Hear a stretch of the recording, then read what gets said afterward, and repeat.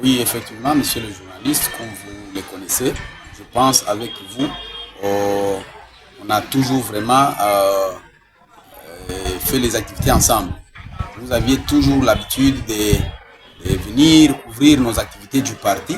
Comme vous les connaissez, c'est bien sûr moi, le président fédéral du parti Nouvel Élan dans la province du Tanganyika. Et par la même occasion, monsieur le journaliste, je vais d'abord commencer par féliciter son Excellence Adolphe Muzito et saluer nos militantes et militants de la province du Tanganyika. Sans plus tarder, je vais vous dire que il s'agit là d'abord d'un groupe de nos anciens camarades. C'est-à-dire, ce sont les gens qui nous ont quittés au parti il y a longtemps. Ils sont allés, la preuve est que lors des élections, on était avec eux dans la salle. Ils ont même postulé pour les comptes d'un parti politique qui n'est pas les Nouvel Élan. Alors, chez nous, au parti, c'est seuls nos textes qui nous réjouissent. Si on essaie un peu de vérifier nos textes, vous allez vous rendre compte que l'article 44 dit que quand un de nos militants va dans un autre parti politique, il s'agit là de l'auto-exclusion. Ce qui fait que nous puissions considérer nos camarades, l'équipe de tous ceux-là qui prennent les micros, qui viennent ici pour dire qu'ils nous ont restitué, tout ce que nous pouvons leur dire est d'arrêter ce qu'ils font parce qu'ils n'en ont pas qualité.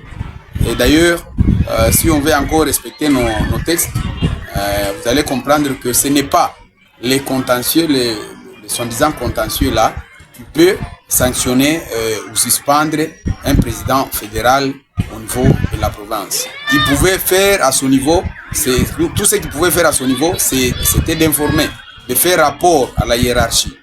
Et c'est la hiérarchie, ma hiérarchie à moi, qui m'a établi, qui m'a nommé, qui pouvait me sanctionner.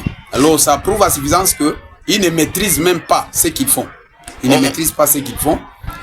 Ils les font à tort. Ils les font à tort. Nous ne pouvons pas nous considérer leurs déclarations. Et c'est comme ça que je me suis donné la peine de venir à la radio pour démentir ce qu'ils ont envoyé dans les réseaux sociaux. Oui, mais messieurs les journalistes, tout ça, je sais que ce sont des gens qui ne reviennent que lorsque ils apprennent qu'il y a des nouvelles, telles que vous les connaissez aujourd'hui, son Excellence Adolphe Muzito, et aujourd'hui, vice-premier ministre, ministre du budget. C'est cette nouvelle-là qui les a encore amenés. Alors, ils cherchent par où réintégrer les partis. Dire que nous avions hébergé l'église dans nos bâtiments. Non, mais monsieur le journaliste, moi je vais vous dire que un bon nombre de nos militants sont de cette église-là. Un bon nombre. Même eux là le savent. Alors, sur ce, l'église nous a toujours secourus avec des chaises. Notre bureau n'a jamais été équipé.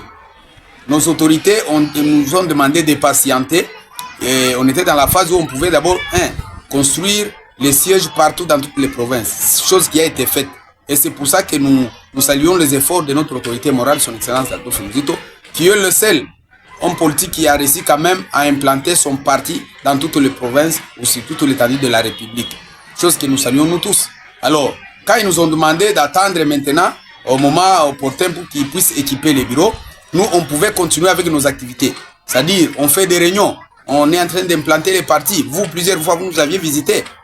Alors, il fallait qu'on puisse chercher où trouver des chaises. Nous sommes appuyés à cette église-là pour qu'ils nous donnent leurs chaises à chaque fois que nous faisons des réunions.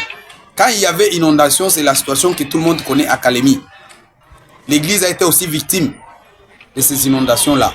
C'est dans ce sens-là que l'église s'est trouvée une parcelle pas loin de notre siège du parti, mais juste à côté, pendant qu'ils étaient en train d'ériger leur hangar pour les activités de l'église. Ils ont sollicité juste entreposer leurs chaises, leurs biens de l'église chez nous là, tout en nous donnant aussi la possibilité d'utiliser les mêmes chaises pour nos activités. C'est ce que nous on connaît.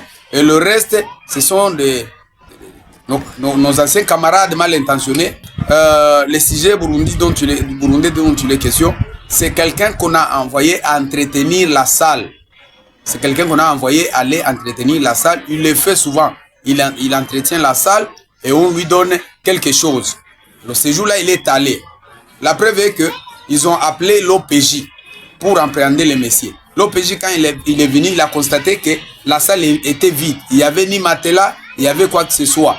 Il n'y avait rien du tout. Ils l'ont trouvé en train d'arranger les bureaux. Alors, l'OPJ s'est rendu compte que le monsieur était innocent. Il n'habitait pas dans nos bâtiments, non. Ils l'ont amené là-bas. Quand il m'a appelé, je suis allé là-bas. L'OPJ a posé des questions. C'est vous qui lui avez remis la clé pour qu'il aille arranger là-bas? J'ai dit oui. Alors, nos anciens camarades étaient foutus. Ils sont sortis de là en fouillant. Ils ont pris la fuite parce que l'OPJ était énervé. Au point où il les a chassés de son bureau. Parce que ce sont des gens, apparemment, je regrette fort, même celui qui s'est dit être du